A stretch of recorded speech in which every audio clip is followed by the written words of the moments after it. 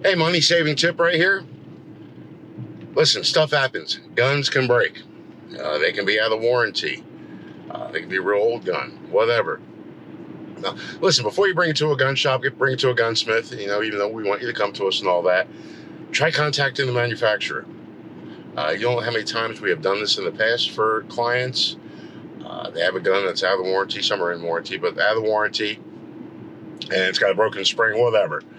And we contact them, and they're willing to help. They'll fix the gun for free. They've sent free parts.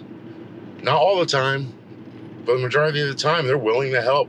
Most gun manufacturers are into customer service. They're willing to help. A couple quick stories. We had one gun, did not fire at all. Customer said it just stopped working. We said, hey, let's contact the manufacturer first. It's not that far out of the warranty. Manufacturer's more than willing to help. We ship the gun off to them. They ship it back like a week later. Nice little leather inside. Hey, we took out all the trigger components that you put in there that did not work for this gun. Replaced it all with factory components. Gun works great. Client never told us they modified the gun. But anyway, that company fixed the gun free of charge for them. We had another company. We called them up. This was an old gun.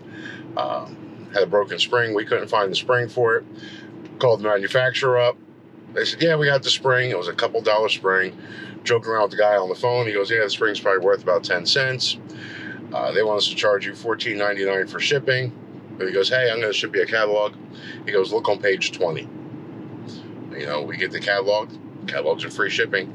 Open up to page 20. There's a spring taped to the page. So, a lot of times they are willing to help. It's worth the phone call. It takes a couple minutes. Might save you a few bucks. Even if they just send you the parts for it and you have to go hire a gunsmith or an armorer to put them in, it's still going to save you some money.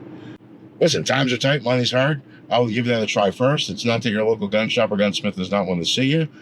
It's just, hey, this is going to save you a few bucks. So give that a try. Let us know how it works, and we'll see you soon.